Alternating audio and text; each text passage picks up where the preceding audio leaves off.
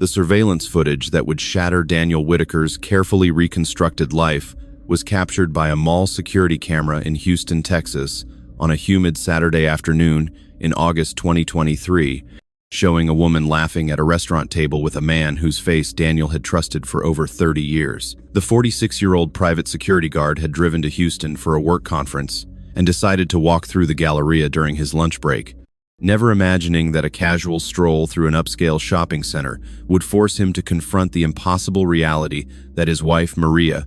whose death by drowning he had mourned for 8 years while raising their daughter Emma alone, was alive and apparently living comfortably in another Texas city with his former best friend, Robert Hayes. The moment of recognition occurred so suddenly that Daniel initially believed he was experiencing some kind of grief-induced hallucination, or perhaps seeing a woman who simply bore striking resemblance to Maria, though the specific way she tilted her head when laughing and the distinctive gesture she made while brushing hair from her face were mannerisms so uniquely hers that no stranger could possibly replicate them. The shock that paralyzed him in the middle of the crowded mall concourse felt like a physical blow to his chest, making it difficult to breathe as his mind struggled to reconcile 8 years of grief, guilt, and carefully managed trauma with the evidence of his own eyes, showing that the woman he had mourned was not only alive but appeared happy and relaxed in ways he rarely remembered seeing during their marriage. The background of their relationship dated back 12 years to when Daniel had met Maria through an international introduction service that connected American men with Filipino women seeking opportunities for better lives in the United States. He had been 34 years old and working as a firefighter in Dallas, recently divorced from his first wife and lonely after years of focusing primarily on his demanding career. When he decided to explore options for meeting someone who might share his traditional values about marriage and family, that seemed increasingly difficult to find among American women in his social circles, who prioritized careers, independence over domestic partnership, and child rearing. Maria had been 26 when they first connected through video calls and email exchanges, working as a nurse assistant in Cebu and supporting her extended family through remittances that consumed most of her modest salary. Her warmth and apparent devotion to family values had attracted Daniel immediately, along with her intelligence and her expressed desire to build a stable life with a reliable partner who could provide security and opportunities unavailable in the Philippines. Their courtship had followed a familiar pattern for international marriages, with Daniel traveling to Cebu twice over 6 months to meet Maria and her family, before proposing and beginning the lengthy visa process that would eventually bring her to Texas as his fiancée and then his wife. The early years of their marriage had seemed happy on the surface, with Maria adapting to American life while working part-time as a home health aide, and Daniel continuing his firefighter career while also taking additional security work to support their growing family after Emma was born 2 years into their marriage. The photographs from this period showed a young family that appeared content and stable, with Maria smiling beside Daniel at barbecues and holiday gatherings, though closer examination of these images might have revealed subtle tensions in her body language and expressions suggesting that her adaptation to American life and her role as Daniel's wife involved more struggle and sacrifice than she was willing to openly acknowledge to a husband who interpreted her presence in his home as evidence of gratitude and commitment, rather than recognizing the complex emotional reality of displacement, cultural isolation, and gradual loss of personal identity. The problems in their marriage that would eventually drive Maria to desperate measures had developed gradually over several years, with Daniel's protective instincts as a firefighter and security professional increasingly manifesting as controlling behaviors that limited Maria's independence and social connections. His monitoring of her phone calls to family in the Philippines, his restrictions on her work hours and social activities, and his insistence on knowing her whereabouts at all times were presented as expressions of love and concern for her safety, though Maria experienced these behaviors as suffocating control that made her feel more like monitored property than equal partner in a marriage she had entered hoping for respect and genuine partnership rather than benevolent, restrictive paternalism. The relationship between Maria and Robert Hayes had begun innocently enough approximately 4 years into her marriage to Daniel, when Rob had started spending more time at their house after his own divorce left him lonely and seeking comfort from his childhood friend's apparently stable family life. The attention and interest that Rob showed in Maria's background, her experiences adjusting to American culture,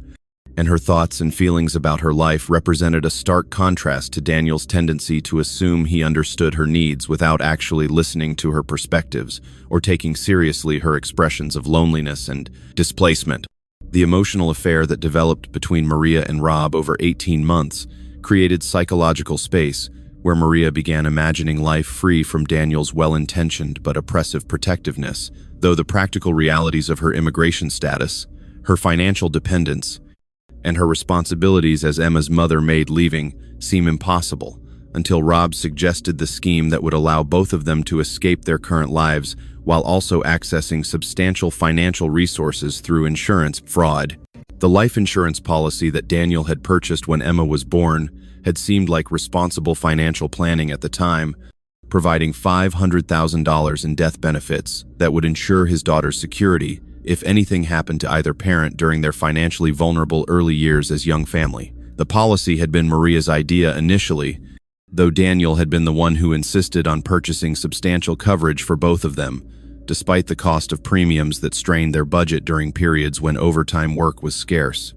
Neither of them had discussed the darker possibilities of how such a policy might create perverse incentives for desperate people seeking escape routes from unsatisfying lives, though Rob had apparently recognized immediately the opportunity that this financial instrument represented for funding new lives far away from Dallas and the families they would leave behind to grieve fabricated deaths. The staged drowning that would traumatize Daniel and Emma, while providing Maria and Rob with both freedom and substantial financial resources, had been planned meticulously over 6 months, with the conspirators researching locations, methods, and investigative procedures that would make Maria's death appear accidental rather than suspicious. The lake where Maria supposedly drowned during a solo morning hike had been selected specifically because of its reputation for dangerous currents and its history of drowning deaths,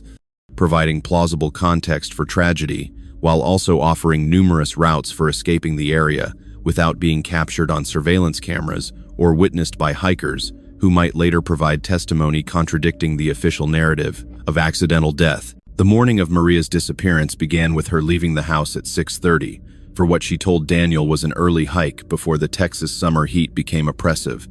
a routine she had established over previous weeks to make her absence on this particular morning seem unremarkable rather than suspicious. She had kissed Emma goodbye while the 8-year-old ate breakfast, promising to be home in time to help with her daughter's schoolwork, a promise that Maria knew she would never keep, but which she delivered with convincing sincerity that would later haunt her when she allowed herself to think about the daughter she had abandoned for a life with her lover and the insurance proceeds that would fund their escape. The abandoned car that hikers discovered in the lake parking lot around noon prompted an immediate search operation, with local sheriff's deputies and volunteer rescue teams spending hours searching the water and surrounding trails for any sign of the missing woman whose purse and phone had been left in the locked vehicle in ways suggesting she had planned to return but had somehow encountered tragedy. Daniel's arrival at the scene after being contacted by authorities represented the beginning of trauma that would define the next 8 years of his life, as he watched search teams dragging the lake while desperately hoping they would find Maria injured, but alive, rather than confronting the possibility that his wife of 10 years had drowned alone in murky water while he had been sleeping, late on his day off instead of accompanying her on the hike that ended her life. The search operation continued for 5 days before being officially suspended, with no body recovered, despite extensive underwater exploration using sonar equipment and trained divers who covered every section of the lake where currents might have carried a drowning victim. The absence of remains was explained by investigators as unfortunate but not unprecedented, with examples cited of other drowning victims whose bodies had become trapped in underwater debris or vegetation and might not surface for weeks or months, if ever. Daniel had wanted to continue searching indefinitely, but eventually accepted the sheriff's assessment that further operations would be unlikely to yield results, and that he needed to begin grieving and rebuilding his life for Emma's sake, even without the closure that recovering Maria's body might have provided. The insurance claim that Daniel filed 8 months after Maria's disappearance, once she had been legally declared dead based on the circumstances of her vanishing and the extensive but unsuccessful search operations had been processed relatively quickly. Despite the unusual circumstance of no body being recovered, the insurance company's investigation had found no evidence of fraud, with Daniel's obvious grief and his complete cooperation with their inquiries, convincing adjusters that this represented genuine accidental death rather than staged disappearance for financial gain. The $500,000 in death benefits had been used primarily for Emma's future education expenses and maintaining their home, with Daniel placing most of the money in trust accounts that he touched only for Emma's needs, while he continued working multiple jobs to cover daily living expenses, rather than spending money that felt blood-stained, even though he had no conscious awareness that Maria's death had been fabricated specifically to access these funds. The grieving process that consumed Daniel's life for years after Maria's supposed death was complicated by guilt about his inability to protect his wife, regret about the times he had been impatient or dismissive of her expressions of loneliness and cultural displacement, and persistent questions about whether she had been unhappy enough to have taken her own life rather than the accidental drowning that had been officially determined. The therapy that he eventually sought after Emma's school counselor expressed concerns about how both father and daughter were struggling to process their loss, helped him develop coping strategies, though his therapist's suggestions that he might eventually need to consider new relationships and build a life beyond his identity as Maria's grieving widower had been met with resistance based on his conviction that he would never love anyone the way he had loved his wife. The friendship with Rob that had been a source of support during the initial months after Maria's disappearance had gradually cooled over the following year, with Rob claiming that business obligations required him to spend more time traveling and eventually relocating to Houston for opportunities that would make it difficult to maintain their previous close connection. Daniel had been hurt by what felt like abandonment during his time of greatest need, though he had tried to understand that Rob might be dealing with his own grief about Maria's death, given how much time the three of them had spent together as friends before tragedy struck. The actual reason for Rob's distance and eventual move to Houston had been his need to establish himself in the city where he and Maria were building their new life together, creating plausible cover story for his departure from Dallas, while also reducing the risk that someone might notice similarities between his new girlfriend and the supposedly dead woman whose husband and daughter were grieving her loss. The years that followed established new patterns for Daniel and Emma, with father and daughter developing intensely close relationship built partially on shared grief and partially on Daniel's determination to be both mother and father to a child who had lost her primary caregiver during formative years, when maternal presence was crucial for healthy development. Emma's struggles with depression and anxiety were managed through therapy, and Daniel's attentive, though sometimes overwhelming care,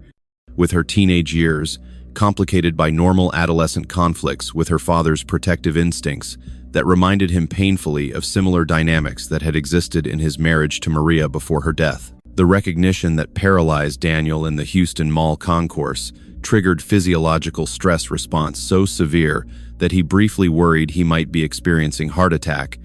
with his chest tightening and his breathing becoming shallow as adrenaline flooded his system in response to the impossible sight of his supposedly dead wife, laughing with his former best friend at a restaurant table 30 meters away. The initial shock gave way to desperate need to get closer, to confirm whether this woman who so resembled Maria could possibly be the same person he had mourned for 8 years, though his approach was complicated by his awareness that if this was truly Maria, then confronting her in a public space might result in her fleeing before he could get answers to questions that had tormented him since the day she disappeared. The strategic decision that Daniel made to document what he was seeing, rather than immediately confronting the couple, reflected his security training and his recognition that whatever was happening here would require evidence that couldn't be dismissed as grief-induced delusion or mistaken identity. Using his phone's camera, he captured multiple photographs and video footage of the woman and Rob together, zooming in on her face to document features and expressions that seemed impossibly familiar, despite 8 years having passed since he had last seen Maria alive. The footage captured intimate moments between the couple, including hand-holding and affectionate touches that made clear their relationship was romantic rather than casual friendship, creating visual documentation that would prove crucial for subsequent investigation, while also delivering emotional devastation that felt almost physical in its intensity. The confrontation that Daniel had initially planned was abandoned when he realized that Maria and Rob were preparing to leave the restaurant, creating opportunity to follow them that might reveal where they were living and provide law enforcement with information necessary for investigation rather than merely confirming that Maria was alive.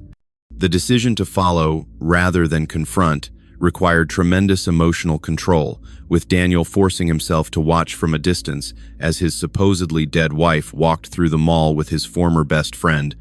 behaving like normal couple running errands on a Saturday afternoon rather than conspirators who had committed insurance fraud and inflicted years of trauma on the family they had left behind in Dallas. The tracking operation that followed led Daniel to a upscale apartment complex in Houston's energy corridor, where he watched from his car as Maria and Rob entered a building using access codes suggesting they were residents rather than visitors.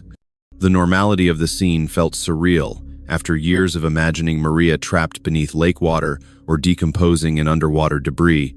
with the mundane reality of seeing her carry shopping bags into a comfortable apartment, creating cognitive dissonance that made it difficult to process what was happening. The confirmation that his wife had been alive this entire time, living apparently comfortably while he and Emma grieved her loss and struggled to rebuild their shattered lives,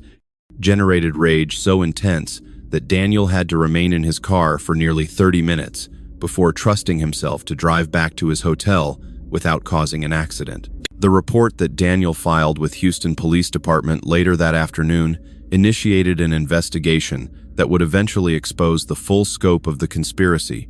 though the detective who initially took his statement was skeptical about claims that a woman who had been legally declared dead 8 years ago was actually alive and living in Houston with her husband's former best friend.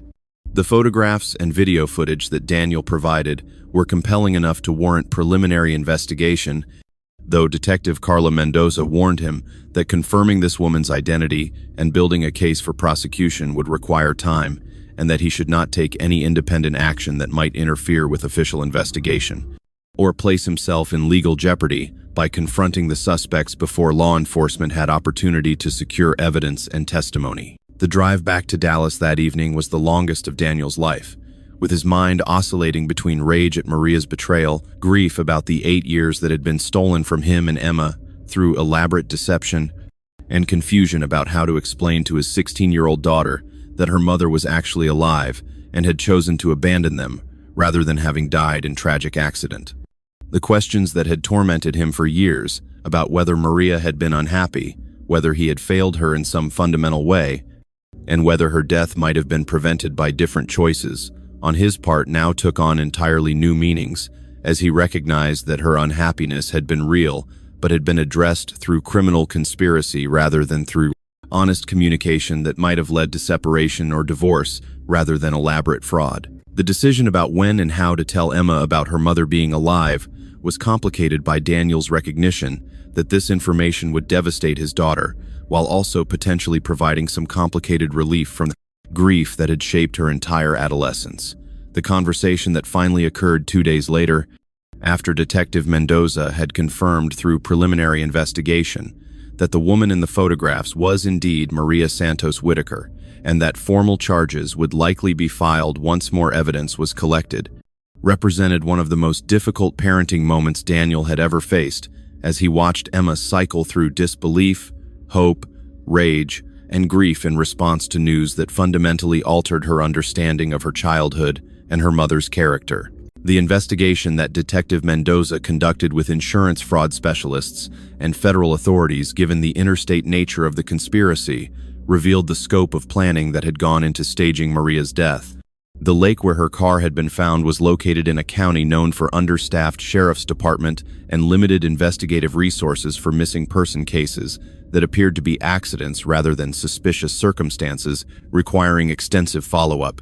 The timing of the disappearance on Daniel's day off, when he would be sleeping late rather than noticing her extended absence until hours after she had supposedly left for her hike, had created crucial time for Maria to meet Rob at a predetermined location and begin traveling to Houston, where they had already established false identities and secured temporary housing using cash Rob had accumulated by liquidating assets in preparation for their new life. The surveillance operation that authorities established around Maria and Rob's Houston apartment complex documented their daily routines and social connections, while investigators worked on confirming Maria's identity through physical evidence that could eliminate any possible defense claim of mistaken identity. The challenge of proving that this woman was Maria Santos Whitaker, rather than someone who simply resembled her, was complicated by Maria's apparent efforts to alter her appearance through hair color changes and different styling that made her look sufficiently different from photographs taken 8 years earlier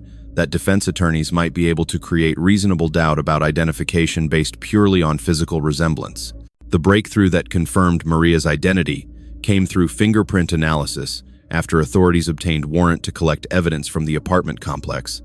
matching prints from surfaces Maria had touched to fingerprints that had been collected during her immigration processing 12 years earlier when she first entered the United States as Daniel's fiancée. The DNA evidence that was subsequently collected through discarded personal items provided additional confirmation, creating forensic foundation for prosecution that eliminated any possibility that Maria could claim to be someone else who happened to resemble the supposedly dead woman from Dallas, whose insurance proceeds had funded the comfortable life she was now living with her lover. The arrest that occurred on a Tuesday morning, approximately 6 weeks after Daniel had first spotted Maria in the mall, brought both relief and fresh trauma, as he was forced to confront the reality that his wife would now face criminal prosecution and potentially lengthy prison sentence for fraud she had perpetrated against him and Emma. The charges filed against both Maria and Rob included insurance fraud, conspiracy to commit fraud, identity theft for the false documents they had used in Houston, and filing false reports with authorities about Maria's disappearance. The bail that was set reflected the serious nature of the charges and the flight risk that both defendants represented, given their demonstrated willingness to abandon their previous lives and families. The interview that Detective Mendoza conducted with Maria after her arrest revealed a complex mixture of justifications and rationalizations for her actions, with Maria claiming that she had felt trapped in a marriage where Daniel's protectiveness had become suffocating control and where her identity as immigrant wife had erased the independent person she had been before leaving the Philippines. Her description of feeling like prisoner in her own home, isolated from friends and family by husband, who monitored her communications and limited her independence, painted a picture of psychological oppression that might have generated sympathy if her response had been to seek divorce or domestic violence assistance, rather than staging elaborate death hoax that traumatized her husband and daughter, while defrauding insurance company of hundreds of thousands of dollars. The financial investigation revealed that approximately $380,000 of the insurance proceeds that Daniel had placed in trust for Emma's future had been accessed over the years for legitimate expenses related to Emma's care and education, leaving approximately $120,000 that would need to be returned to the insurance company as restitution for the fraud. The fact that Daniel had used most of the money for Emma's benefit, rather than for his own comfort or convenience, provided some mitigation of his potential civil liability, though the insurance company's attorneys made clear they would be pursuing full recovery of the fraudulently obtained funds, regardless of how those funds had been spent by a victim who had believed his wife was genuinely dead. The emotional impact on Daniel of learning about Maria's motives and justifications for her actions was paradoxically more devastating than the initial discovery that she was alive,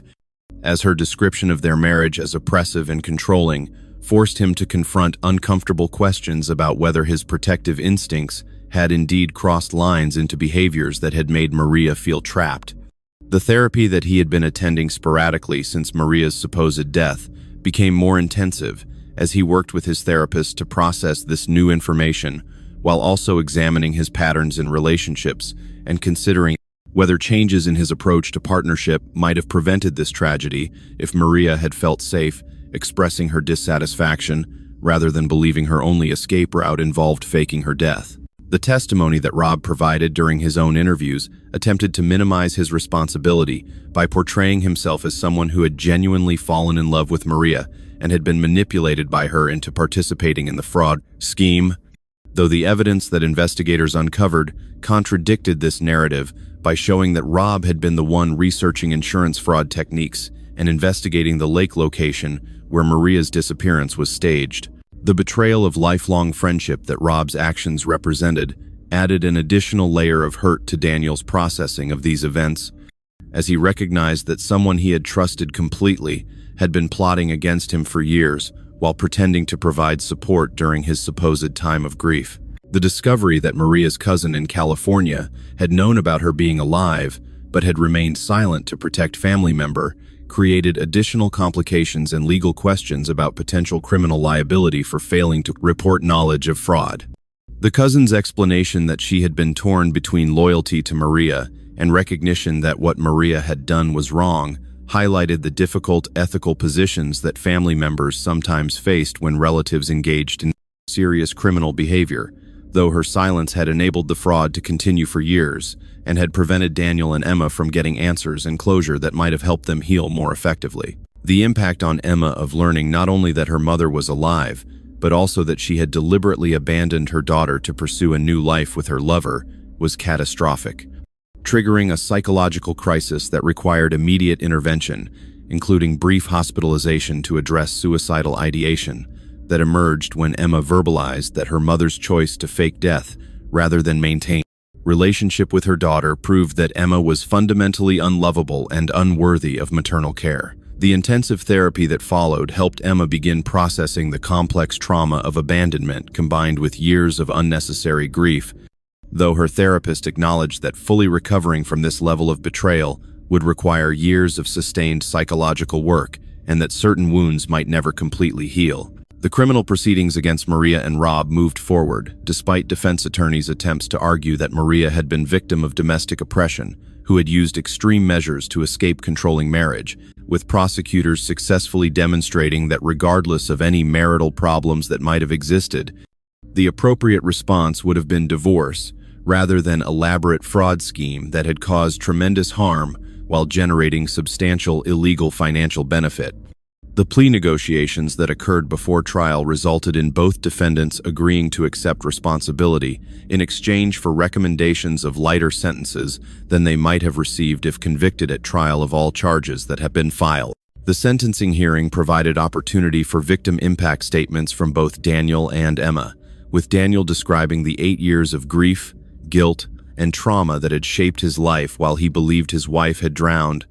and Emma delivering powerful testimony about growing up believing her mother was dead and the additional trauma of discovering that her mother had chosen to abandon her rather than having been taken by tragic accident. The judge's comments at sentencing emphasized that while Maria might have felt trapped in her marriage, she had had legal options available, including divorce and custody arrangements that would have allowed her to maintain relationship with her daughter,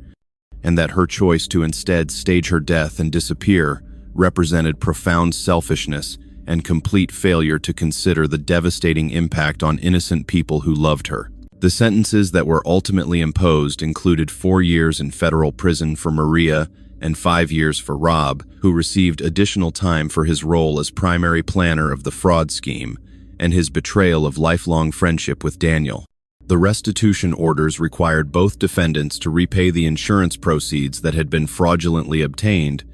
though the reality that neither of them had significant assets meant that full financial recovery was unlikely, and that Daniel would need to work with insurance company attorneys to determine his potential liability for funds he had spent in good faith, believing his wife was genuinely dead. The immigration consequences for Maria were particularly severe, with her conviction resulting in deportation proceedings that would send her back to the Philippines after serving her prison sentence, effectively ending any possibility of her rebuilding relationship with Emma and severing the legal immigration status that had been the foundation of her original motivation for marrying Daniel. The irony that her attempt to escape her American life through fraud had ultimately resulted in forced permanent separation from the daughter she had abandoned was not lost on observers, though Maria's expressions of regret during sentencing seemed focused more on her own losses than on the harm she had inflicted on her victims. The civil litigation that the insurance company filed against Daniel seeking recovery of the funds that had been paid out based on Maria's fraudulent death claim created significant financial stress,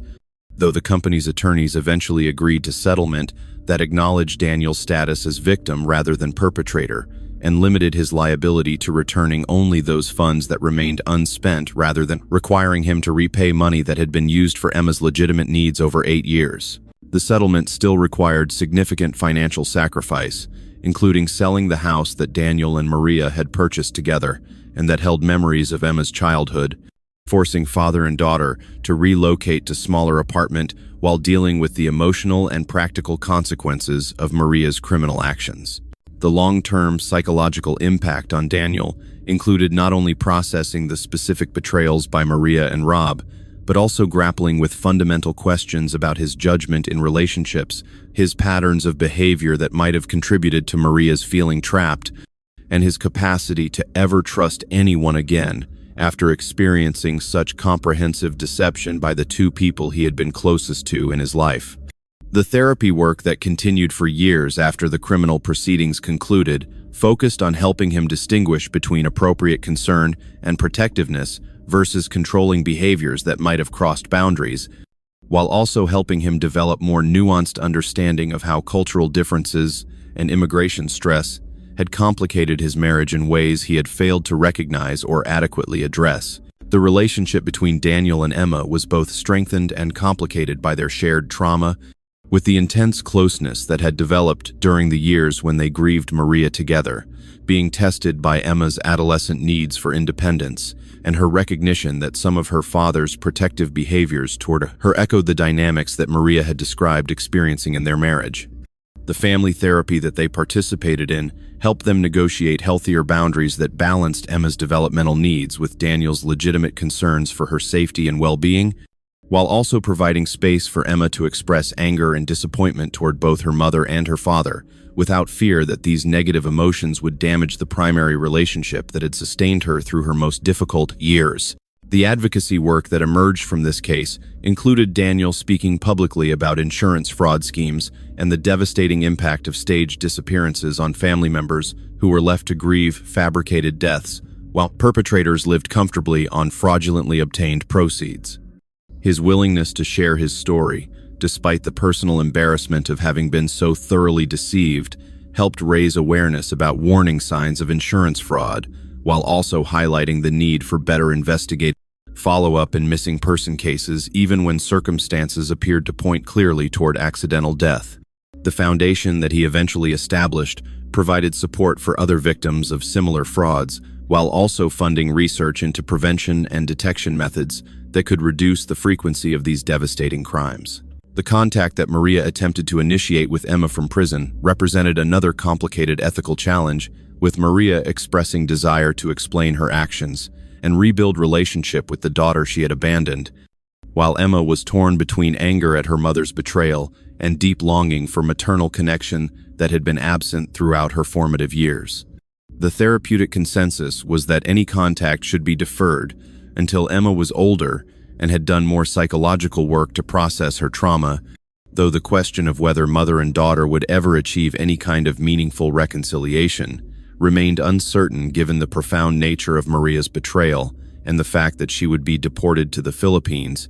after serving her sentence, making ongoing relationship logistically difficult even if emotional healing occurred. The lessons that professionals extracted from this case included recognition of the need for better support systems for immigrant women in cross-cultural marriages, improved screening and investigation of missing person cases, even when circumstances appeared clearly accidental, enhanced coordination between insurance companies and law enforcement to detect suspicious claims, and greater awareness of how controlling relationship dynamics could create desperation that might lead to extreme and criminal behavior, even among people who had no prior history of serious legal violations. The research into insurance fraud patterns that was conducted using this case as one of multiple examples revealed that staged disappearances for financial gain, while relatively rare, followed predictable patterns, including selection of locations with dangerous reputations, timing that created alibis for perpetrators, and careful research into investigation procedures that might be employed by authorities. The educational materials developed from this research helped train insurance investigators and law enforcement personnel to recognize red flags that warranted more intensive investigation, even when surface circumstances appeared to support accidental death narratives. The ongoing impact on Emma's development included persistent trust issues in relationships, anxiety about people she loved disappearing or betraying her, and complicated grief about losing not only her mother through supposed death, but then losing her again through the revelation of deliberate abandonment and subsequent imprisonment and deportation. The resilience that Emma demonstrated through continuing her education, maintaining close relationship with her father despite their occasional conflicts, and eventually pursuing therapy career that would allow her to help other trauma survivors, suggested that while Maria's actions had caused severe damage, they had not completely destroyed Emma's capacity for healthy relationships and meaningful life. The strength that both Daniel and Emma showed in surviving and eventually working to help others represented the kind of post-traumatic growth that demonstrated human capacity to find purpose even in the aftermath of devastating betrayal. The complexity of Daniel's feelings about Maria after years of processing the betrayal included persistent confusion about which parts of their marriage had been genuine and which had been performance by someone who was planning her, escape even during moments that he had experienced as authentic intimacy and connection. The photographs from their wedding and the early years of their marriage that he had looked at countless times while grieving her supposed death now seemed like evidence in criminal investigation rather than documentation of love and commitment, with every smile and affectionate gesture potentially representing calculated deception rather than genuine emotion. The therapist who worked with Daniel on processing these questions helped him understand that relationships could contain both authentic connection and simultaneous dissatisfaction, and that Maria's eventual choice to handle her unhappiness through fraud rather than honest communication didn't necessarily mean that every moment of their marriage had been false, though this intellectual understanding provided limited comfort when weighed against the magnitude of her ultimate betrayal. The conversation that eventually occurred between Daniel and Maria, approximately 3 years after her imprisonment took place through mediated video call, arranged by prison authorities and supervised by therapists who wanted to ensure that the interaction would not cause additional trauma for either party. Maria's attempts to explain her actions included acknowledgement that she had felt increasingly desperate and trapped during the final years of their marriage, that she had been too afraid of Daniel's reaction to be honest about her unhappiness and her developing feelings for Rob, and that the insurance fraud had seemed like a solution that would provide her escape, while also ensuring that Daniel and Emma would have financial security that might compensate for her absence. The inadequacy of these explanations in the face of the actual harm her actions had caused was evident even to Maria herself, whose expressions of regret seemed genuine, though they could never undo the years of unnecessary suffering she had inflicted on the family she had abandoned. The question that Daniel posed during this conversation about whether Maria had ever truly loved him, or whether their entire relationship had been an instrumental transaction through which she had sought escape from poverty in the Philippines, received an answer that was complicated and unsatisfying, with Maria claiming that she had initially been attracted to the security and opportunities that marriage to an American represented, but had also developed genuine affection for Daniel during their early years together. Her assertion that love and strategic calculation had coexisted in her motivations for marriage highlighted the complexity of international marriages, where economic disparities and immigration considerations inevitably complicated romantic relationships in ways that might not be present in partnerships between people of similar backgrounds and citizenship status. This acknowledgement did little to ease Daniel's pain, though it provided some context for understanding how someone could simultaneously care about their spouse while also planning to betray them completely. The impact on Emma of eventually learning more about her mother's perspective and motivations through carefully managed therapeutic discussions created some grudging empathy for Maria's feelings of displacement and cultural isolation, though this understanding coexisted with ongoing anger about the methods Maria had chosen for addressing her unhappiness, and with persistent hurt about being abandoned by the one person who should have prioritized maternal bond above all other considerations. The recognition that her mother was a flawed human being who had made terrible choices under pressure rather than monster who had never cared created some emotional space for Emma to imagine possible future reconciliation, though both she and her therapists acknowledged that any such reconciliation would require many more years of processing and healing before it could occur without causing additional psychological damage. The social media attention that the case had attracted included both supportive messages for Daniel and Emma, and surprisingly substantial commentary defending Maria's actions as understandable response to controlling marriage, with some online observers arguing that women who felt trapped in oppressive relationships could not be held fully responsible for desperate measures they took to escape. The feminist discussions that emerged around the case highlighted tensions between supporting women's autonomy and right to leave unsatisfying relationships versus condemning criminal fraud and child abandonment, with thoughtful commentators noting that while Maria's feelings of being trapped deserved acknowledgement, her chosen response had caused severe harm to innocent victims, and that legitimate escape routes, including divorce and custody arrangements, had been available if she had been willing to face short-term difficulty rather than pursuing a criminal scheme that provided immediate relief while creating long-term devastation for others. The legislative changes that were proposed in response to this case and similar insurance frauds included enhanced investigation requirements for missing person cases involving recently purchased or increased life insurance policies,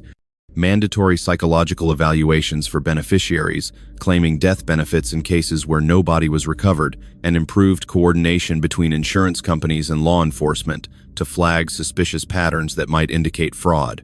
The implementation of these reforms faced challenges, including resource constraints for law enforcement agencies and insurance company, concerns about creating burdensome processes that would delay legitimate claims, though some jurisdictions did adopt enhanced procedures that might have detected Maria's fraud if they had been in place when she disappeared. The recovery process for Daniel included eventually dating again, despite significant anxiety about trusting new partners and persistent fear that anyone he allowed into his life might be concealing secret agendas or planning betrayals that he would fail to detect until after investing years of emotional energy.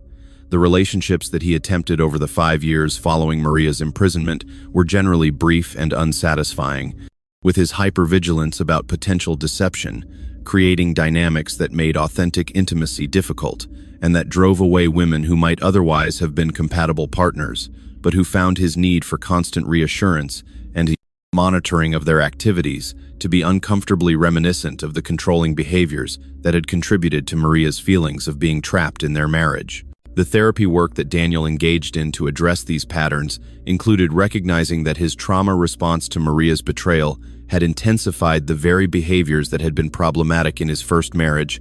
creating a vicious cycle where his attempts to protect himself from future hurt were actually ensuring that his relationships would fail by making partners feel suffocated and mistrusted. The cognitive and behavioral interventions that his therapist employed helped him develop a more balanced approach to relationships that acknowledged his legitimate need for security without requiring constant surveillance or control of partners who had given no indication of dishonesty or harmful intent.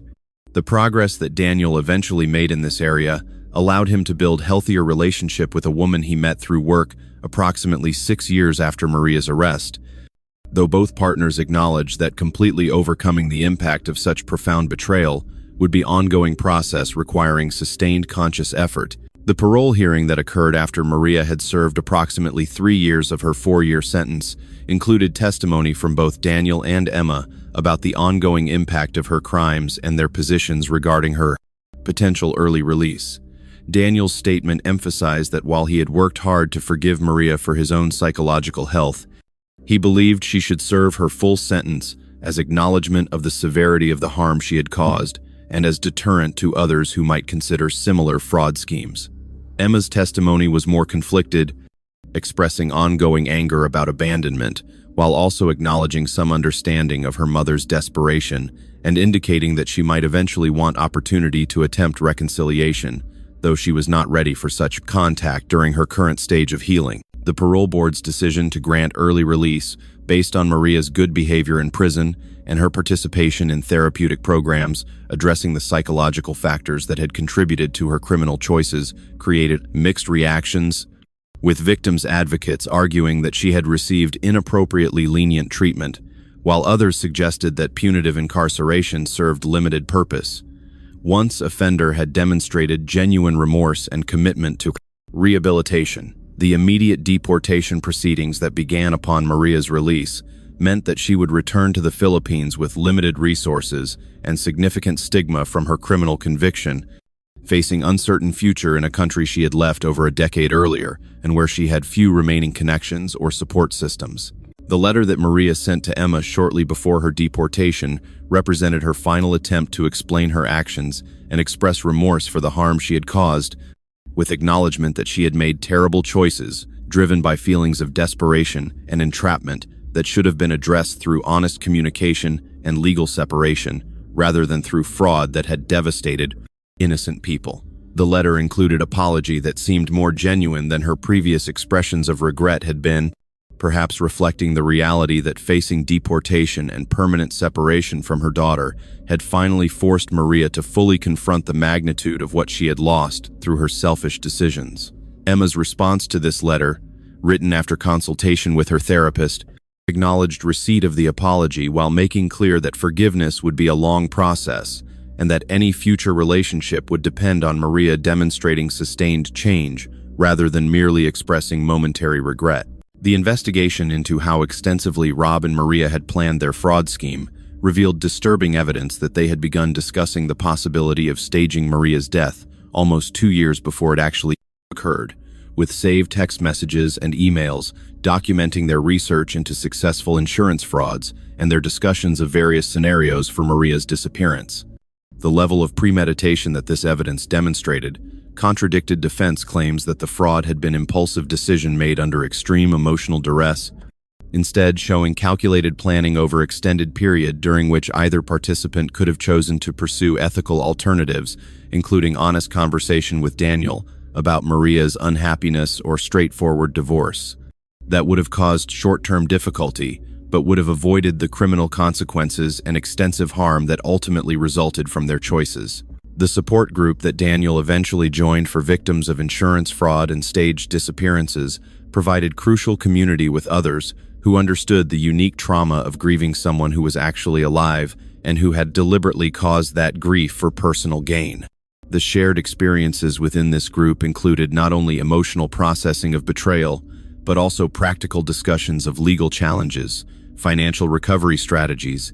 and methods for explaining these complicated situations to children and other family members who struggled to understand how someone could fake their own death and abandon people who loved them. The relationships that developed through this group provided Daniel with social connections that had been difficult to maintain during years when his grief and then his anger about Maria's betrayal had made him an uncomfortable companion for friends who didn't know how to respond to his situation. The media interviews that Daniel eventually agreed to participate in were motivated by his desire to raise awareness about insurance fraud warning signs and to help other potential victims recognize red flags before becoming entangled in relationships with people planning to exploit them financially.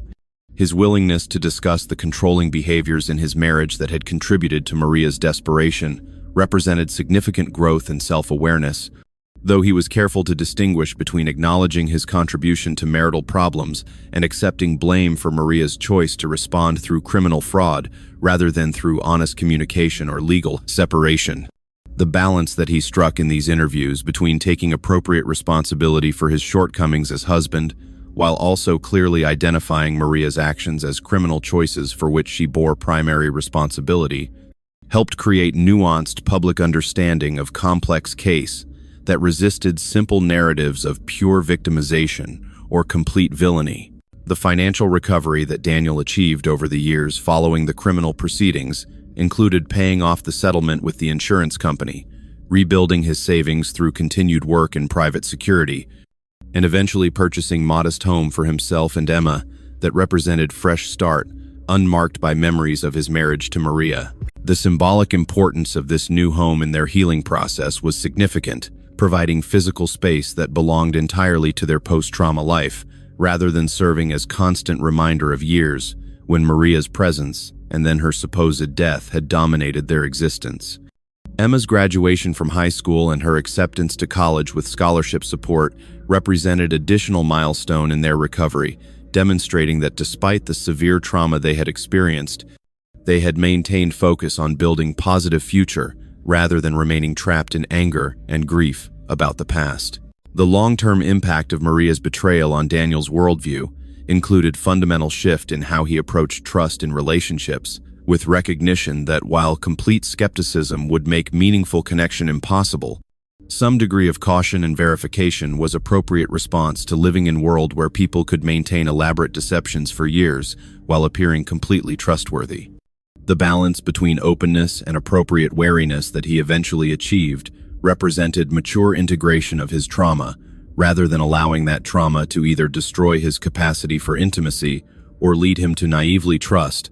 without any critical evaluation of others' behaviors and motivations. The relationship that Emma eventually attempted with her mother several years after Maria's deportation began tentatively through supervised video calls, facilitated by therapists working with both parties to ensure that contact served Emma's healing rather than creating additional harm. The conversations were initially awkward and painful, with Emma expressing anger about abandonment, while Maria struggled to adequately explain decisions that seemed incomprehensible even to her, from perspective of several years of reflection and therapy work. The gradual progress towards some form of reconciliation was marked by Emma's recognition that her mother was a flawed human being who had made terrible choices rather than monster incapable of love, though Emma was clear that any relationship they might build would be fundamentally different from the idealized maternal bond she had longed for during years of believing her mother was dead. The advocacy work that emerged from Daniel's experience included testimony before state legislative committees, considering reforms to insurance, fraud detection, and missing person investigation procedures, participation in training programs for insurance, investigators, and law enforcement personnel, and support for organizations assisting victims of fraud and families dealing with staged disappearances. The meaning that he found in this work helped transform his personal tragedy into contribution toward protecting others, though he acknowledged in interviews that no amount of advocacy could fully compensate for the years of grief and the ongoing impact on Emma's development that had resulted from Maria's selfish choices. The research into psychological factors that contributed to decisions to stage disappearances for insurance fraud revealed complex interplay of desperation, opportunity, rationalization, and failure to adequately consider impact on victims. The studies that used Daniel and Maria's case as one of multiple examples documented how people who engaged in these frauds typically minimized the harm they would cause, while maximizing their focus on their own immediate relief from financial or relationship pressures, essentially engaging in moral disengagement that allowed them to pursue criminal acts they would have condemned if committed by others. The educational materials developed from this research helped train mental health professionals to recognize warning signs in clients who might be considering desperate measures to escape difficult circumstances, while also providing resources for offering alternative solutions that addressed legitimate problems without resorting to criminal behavior. The cultural conversations that the case prompted about international marriages and the particular vulnerabilities of immigrant spouses in cross-cultural relationships highlighted need for better support systems and clearer legal protections for people navigating the complex intersection of immigration status, economic dependency, and marital conflicts.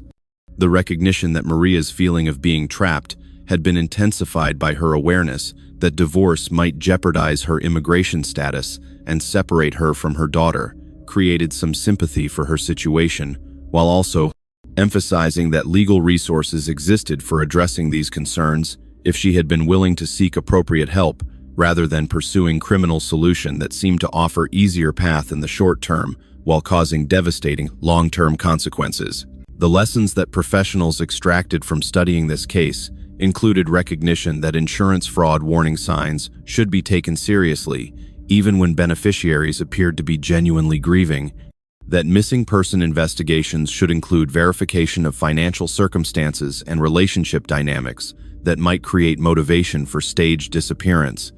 and that support services needed to be available for people in controlling relationships, regardless of their immigration status or economic situation. The implementation of these lessons through policy changes and enhanced training programs represented positive outcomes from tragedy, though advocates acknowledged that preventing all similar cases would be impossible given the difficulty of detecting sophisticated frauds planned by people with no prior criminal history. The ongoing relationship between Daniel and Emma continued to be marked by both deep connection, forged through shared trauma, and occasional conflicts arising from Emma's need for independence, balanced against Daniel's persistent anxiety about losing another person he loved. The family therapy that they participated in during Emma's college years helped them negotiate healthier boundaries while maintaining close relationship,